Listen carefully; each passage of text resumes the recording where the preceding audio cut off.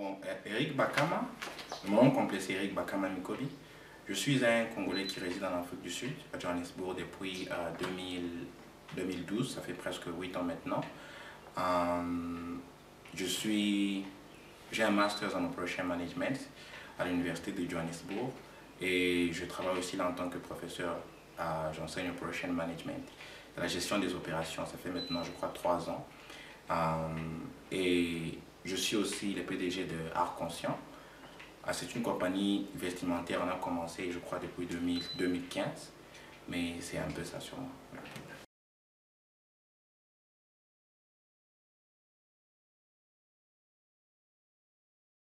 Bon, initialement, je n'ai jamais prévu, ça n'a jamais été dans mes rêves de commencer Art Conscient.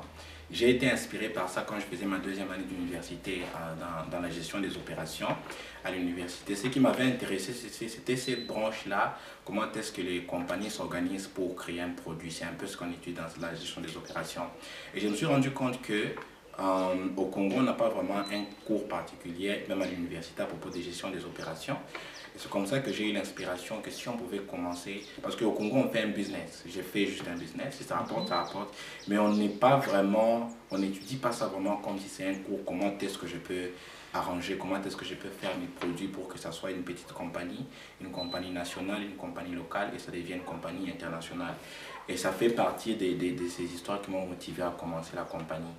C'est comme ça qu'on a commencé, je crois, en 2015. L'idée était de créer une marque de vêtements qui ne passe pas seulement où on a déjà écrit juste Art Conscient dessus, mais c'était de créer une marque de vêtements qui passe un certain message, d'où les noms d'Art Conscient. C'est-à-dire qu'on fait passer un message à propos d'un art, mais qui est conscient. Parce que s'il y a les rap conscients, qui est ce genre de musique où on fait passer un message à travers une chanson, un message qui peut être politique, qui peut être social et tout, alors il peut aussi avoir un art conscient, tel que c'est un art où on fait passer un message, soit pour motiver quelqu'un, soit pour te rappeler par exemple que tu dois être fort et tout ça. C'est un peu comme ça que Art Conscient a commencé.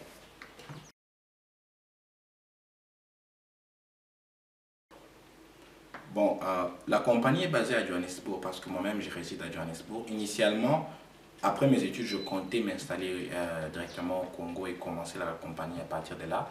Mais une chose a entraîné d'autres et pour des raisons de travail, comme je travaille ici, je me suis dit non, je peux carrément commencer à partir d'ici et puis faire grandir la compagnie.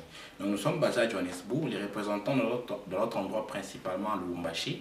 On a des agents qui vendent pour nous, c'est-à-dire quand par exemple vous placez une commande ici à Johannesburg, bon, vous placez sur le site web, nous on reçoit ça ici à Johannesburg, on travaille avec et la commande, dès que c'est prêt, on envoie ça à Lubumbashi, ça arrive chez des agents et à partir de là, ils vont vous contacter pour délivrer votre produit. Mais pour le moment, sur le moyen terme, on est en train de penser aussi à avoir des représentants principalement à Kinshasa, d'abord parce que c'est la capitale, et peut-être à d'autres endroits aussi. Mais les objectifs à court terme, c'est Lubumbashi, s'implanter vraiment et Kinshasa. Par rapport au concept que nous avons sur nos produits, comme je vous ai dit, si vous visitez notre site artconscient.com, vous verrez qu'on a beaucoup de concepts. La majorité de ces concepts, malheureusement, sont en anglais. Pourquoi? Parce que j'ai été inspiré principalement en anglais quand je commençais, quand je suis venu ici. Mais on essaye de mettre aussi des concepts un peu plus qui sont un peu reliés au Congo. On n'a pas de concepts en français pour le moment. À ce que je sache, on a juste... Non, on a un en français et je crois un en lingala. Et puis les restes, c'est principalement en anglais.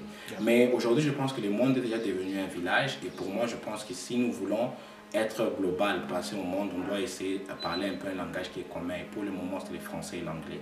Alors c'est pour ça que nous donnons un peu plus la priorité à ces concepts-là, qui sont en français et en anglais, parce qu'on sait que le Congo est le premier pays francophone. Déjà, ce qui fait dire que les concepts en français circulent déjà bien.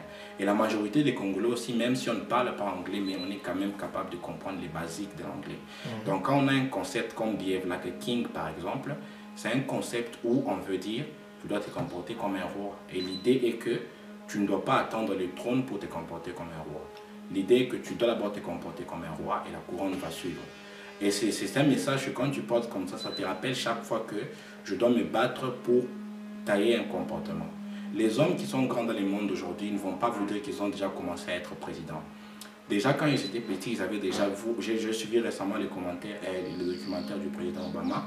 Je me suis rendu compte que c'est quelqu'un, déjà quand il était petit, il était dans des activités pour le leadership à son école, dans les institutions, et même jusqu'à ce qu'il soit président, avant même d'être président, il était dans des cabinets, la mairie, dans tout ça. Et il s'est comporté déjà comme quelqu'un qui veut devenir un président avant même de devenir président. C'est ça l'idée du concept. Il y a des concepts aussi comme Mwanamboka par exemple. Ce sont des concepts qui nous donnent cette fierté-là d'être congolais pour dire que je dois être fier d'être congolais. Et ce concept-là, il a été design sur le fait qu'il y a un lion dessus.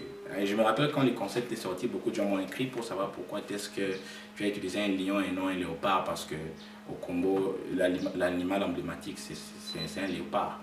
Et l'idée était que parmi tous les animaux, les lions, c'est cet animal-là qui représente la fierté. Et une meute de lions, normalement en anglais, on appelle ça a pride. Pour dire, bon, c'est comme ça qu'on appelle ça. Et c'est parmi les animaux qui ont un peu cette fierté-là. Et on voulait relier la fierté du lion par rapport à la fierté de la nation. C'est pour ça qu'on n'a pas voulu utiliser un léopard ou quoi que ce soit. On a utilisé un lion par rapport à ça. Donc, chacun de nos concepts a cette chose-là qui rend unique et ces messages-là qui passent. Quand vous regardez un autre concept qui s'appelle Born Free, qui veut dire né libre, il y a cette petite icône-là des pieds d'un enfant qui vient de naître, mais il y a déjà des menottes à côté. Et ces messages-là est un peu fort parce que on veut dire qu'en gros, la société dit qu'on est libre, mais on n'est pas libre. Pourquoi? Parce qu'il y a encore beaucoup de choses autour de nous qui font, par exemple, ça c'est un exemple, ce n'est pas parce que je suis un nudiste, par exemple, que je vais dire que je suis libre, je vais marcher dans la rue nue, on va m'arrêter pour atteindre des mœurs, je crois, quelque chose comme ça. Donc ça veut dire qu'en soi, on n'est pas libre que ça. Parce que nos sociétés, les histoires qui nous gouvernent, les cultures, ça nous restreint de faire certaines histoires. C'est un peu un contraste entre ce qui est écrit et les messages qu'il y a à l'intérieur. Donc tous ces messages-là que nous mettons des concepts, ce sont des concepts qui sont reliés à des réalités politiques, des réalités sociales, par exemple, ça nous affecte. Il y a un autre qu'on avait créé aussi qui s'appelait Jusqu'à quand? Je ne sais pas si vous avez entendu parler des bouquets, tu et parler de Jusqu'à quand. Alors nous avons créé un concept Jusqu'à quand d'un homme qui regarde vers le ciel et on a écrit Jusqu'à quand. Il a déjà porté un t-shirt avec les couleurs du Congo. C'était juste pour éveiller aussi la population, pour dire que jusqu'à quand est-ce que le Congo, on va rester dans la pauvreté? Jusqu'à quand nos sœurs, nos frères de l'Est vont toujours continuer à mourir? Jusqu'à quand la corruption va continuer? C'est un peu un message comme ça que nous sommes en train de partager. Il y a beaucoup d'autres concepts comme les plus récents, c'est Black and Proud, My Life Matters. C'est un concept qu'on a généré récemment avec les événements qui sont passés en Amérique avec la mort de George Floyd. Et à propos des Noirs qui disent que leur vie est un peu banalisée avec tout ce qui se passe en Amérique et tout. Et ce n'est pas faux. Nous avons essayé d'utiliser ces concepts-là aussi pour créer quelque chose et faire passer ces messages. Donc pour moi, tant qu'il y a des gens, tant qu'il y a ces événements-là qui nous entourent, on va toujours continuer à faire beaucoup de concepts.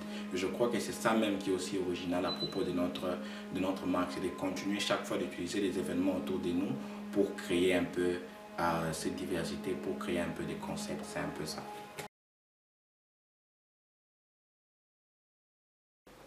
Bon, les défis actuels, c'est principalement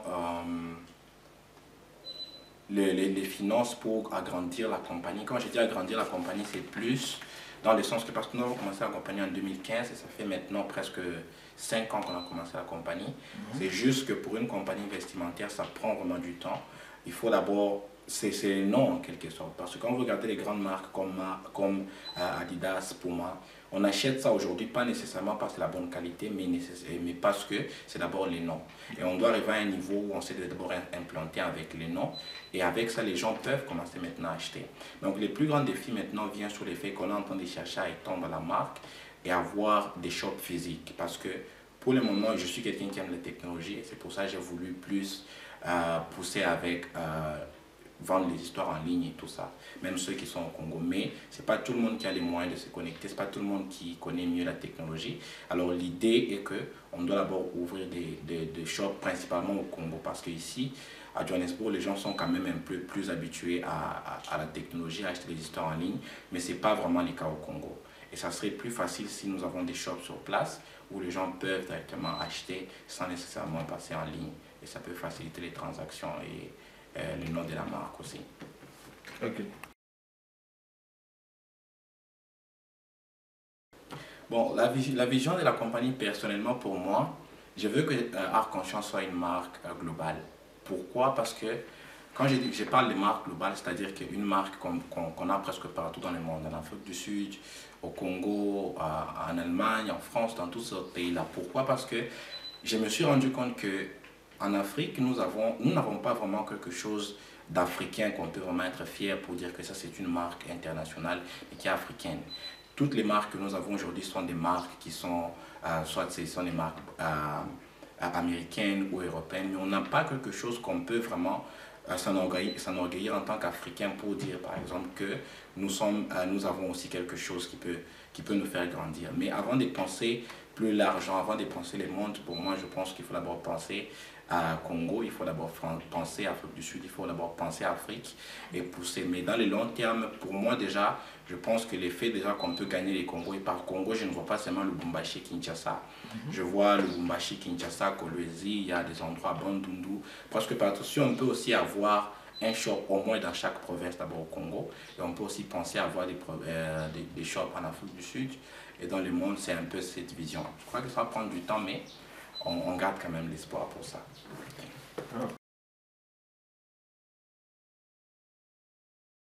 Bon, c'était pas facile. Pour ceux qui ne savent pas, Takealot, c'est une marque, c'est parmi les grands vendeurs en ligne en Afrique du Sud, les plus grands marchés en ligne en Afrique du Sud. Si on peut comparer ça au monde, on dirait que c'est presque comme Amazon ou eBay, mais en Afrique du Sud. Donc c'est parmi les plus grands marketeurs en ligne. Ici en Afrique du Sud. Donc ce n'était pas vraiment facile sur le fait que c'est un projet que j'ai toujours voulu avoir en tant que visionnaire de la compagnie. Ça fait maintenant 2-3 ans. C'est cette année où nous avons vraiment poussé pour que ça puisse marcher. Et ça s'est tombé vraiment bien parce que nous sommes en confinement avec les corona et tout. C'est un peu plus facile pour les gens d'acheter les histoires en ligne que de venir visiter les shops physiquement. Donc ce n'était pas vraiment facile. On a attendu, je crois, 2-3 mois avant qu'ils puissent accepter. Ils ont demandé document après document. Mais aujourd'hui, nous sommes sur les sites et pour moi, c'est déjà quelque chose de grand parce que Takealot, ce n'est pas seulement en Afrique du Sud, ce n'est pas seulement à Johannesburg, plutôt c'est aussi partout en Afrique du Sud. Ça fait 2 mois déjà que nous sommes sur Takealot et on a déjà fait, si je ne me trompe, 30 ventes, dont 5 à Cape Town et les autres c'est à Johannesburg. Et pour moi, c'est déjà un grand pas parce que ces gens qui achètent, il y a moyen de voir la base des données. Quand j'ai vérifié, par exemple, je me suis rendu compte qu'il y a des Sud-Africains, des Indiens qui achètent des produits par rapport au nom. Et tu te rends compte que c'est quelque chose qui est vraiment en train de prospérer vraiment parce que ces gens-là ne te connaissent pas et ils achètent les produits et ils sont satisfaits. Et pour moi, c'est déjà un grand pas.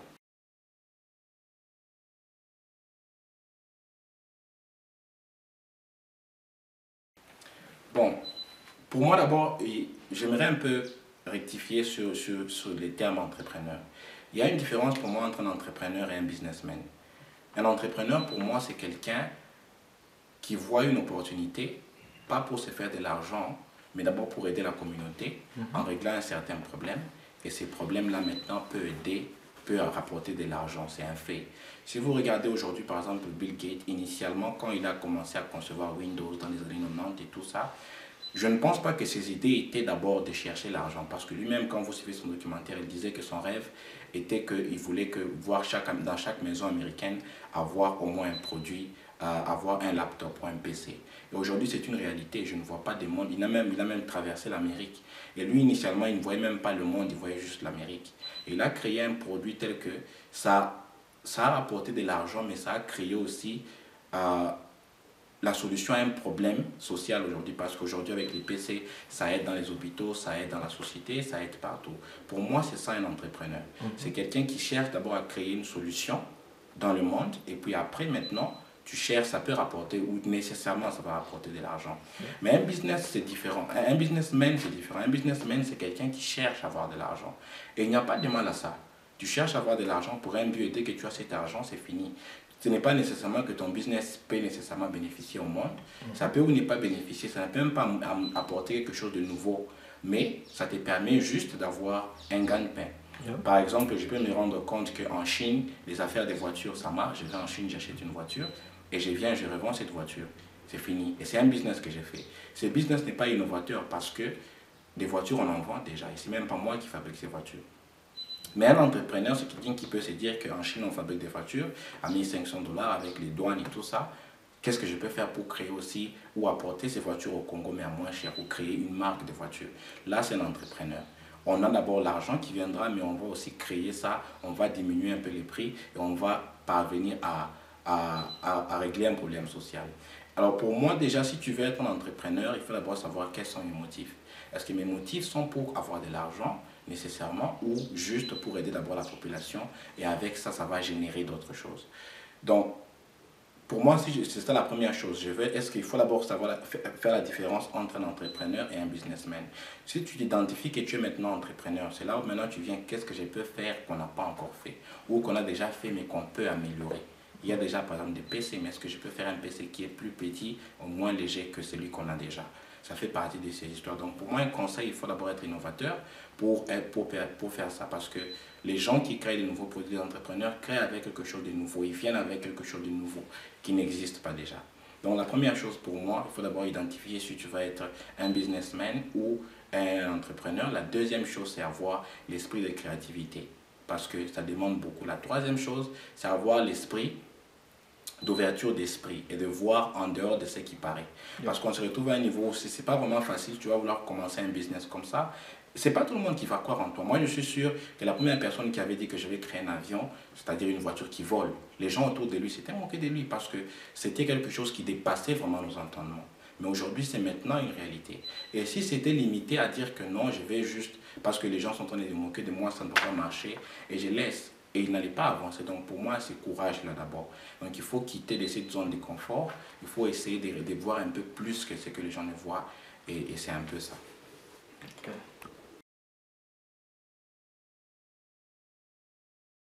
Bon, par rapport au gouvernement du Congo, moi, la seule chose que je pourrais dire, c'est... Je sais déjà qu'il y a ce qu'on appelle les FPI, je crois. C'est les Fonds pour la promotion de l'industrie, qui est déjà là, qui aide un peu les jeunes business à avoir des fonds pour créer des entreprises et tout ça. Mais avec la corruption qui se passe au pays et tout ça, ça devient un peu difficile parce que si moi je gère ça, je peux facilement donner aux gens qui me sont plus proches et tout. Et ça aussi, c'est un problème. Mais je sais déjà qu'avec le gouvernement en place, on est vraiment en train de combattre la corruption, ce qui est déjà un pas vers l'avant. Mais pour moi, on doit créer d'autres plateformes encore qui sont encore là pour soutenir les jeunes qui veulent commencer. Pourquoi j'ai dit ça? Parce qu'en Afrique du Sud, par exemple, bien que nous avons commencé la compagnie depuis 2015, mais la compagnie n'a été enregistrée qu'en 2018. Et jusque-là, nous ne payons pas des taxes dans le sens que des taxes qui affluent. Les taxes que nous payons, ce sont des taxes justes parce qu'il y a par exemple des taxes que tu payes si ta compagnie a un revenu annuel de au moins 100 000 rennes, qui est approximativement quelque chose comme 8 000, 9 000, non, 7, 8 000, 8 000 dollars. Si tu as une compagnie qui ne fait pas un profit déjà plus que ça, tu ne payes pas de taxes. Tu commences à payer des taxes quand ta compagnie dépasse les 100 000 rennes et tout. Et c'est déjà quelque chose qui peut te motiver parce que comme je suis encore au début, je ne fais pas beaucoup de ventes, je ne peux pas payer les taxes, ça diminue les problèmes que j'ai. Mais si maintenant, nous au Congo, c'est un peu différent. Tu peux commencer un business d'État directement aujourd'hui parce que tu es dans les business, tu dois payer des taxes. Alors que j'ai loué un appartement pour faire mon magasin, je dois payer pour ça. Il y a des gens qui sont là aussi, qui travaillent pour moi, que je dois payer. Il y a aussi des factures que je dois payer pour l'eau, l'électricité. Et si on met encore les taxes, ça tue déjà. Donc pour réussir au Congo, c'est comme s'il faut venir directement avec l'argent. Or, on a besoin de l'argent pour faire l'argent et ça devient maintenant un problème. En Afrique du Sud, ici, il y a une plateforme, je crois, c'est les BEE, Black Business Empowerment, je crois. C'est un fonds que le gouvernement a créé pour promouvoir les business qui appartiennent d'abord aux Sud-Africains noirs. En plus de tout ça, donc si déjà je suis Sud-Africain noir et que j'ai un business, ils peuvent facilement supporter cela. Tu as quand même des fonds qui peuvent aider. Donc pour moi, les FPI, c'est déjà quelque chose qui est là. Mais on doit encore créer d'autres, et essayer de briser un peu toutes ces barrières qui empêchent la créativité. Comme par exemple l'âge de la compagnie. Une compagnie qui a par exemple moins de 3 ans peut payer certaines taxes qu'une autre compagnie ne paye pas ou elle ne peut pas payer certaines taxes. Des histoires comme ça va aussi pousser. Et aussi commencer à avoir je sais qu'il y a déjà des organisations comme ça pour, comment on appelle ça, pour promouvoir l'entrepreneuriat, où vous pouvez venir en tant que jeune leader, tu donnes par exemple une idée, et il y a des sponsors qui peuvent venir, qui soutiennent, mais il y a un peu ça, mais je crois que c'est privé. Je pense que le gouvernement individuellement doit faire ça, tel que ce sont des plateformes du gouvernement, où le gouvernement essaye de pousser pour ces gens, par exemple, qui veulent, tu as un business, tu peux faire un pitch, tu viens, tu présentes ton business, et celui qui est gagnant, il va avoir quelque chose. L'avantage avec ça, c'est pas seulement pour la personne qui présente, parce que pour moi, comme aujourd'hui Arc-en-Ciel existe, nous allons engager des gens, nous engageons des gens et ça va contribuer à l'emploi. Parce que si aujourd'hui Arc-en-Ciel grandit à Lubumbashi, nous avons 20 employés, à Kinshasa nous avons peut-être 20, 30, ça fait déjà 50. Et si par chaque province nous avons déjà même 20 employés, pour les 24 qu'on a, ça fait déjà quelque chose comme 484, on a 24 provinces, 480 plutôt employés que nous avons déjà. Et ça contribue aussi à la réduction du chômage et ça va quand même aider.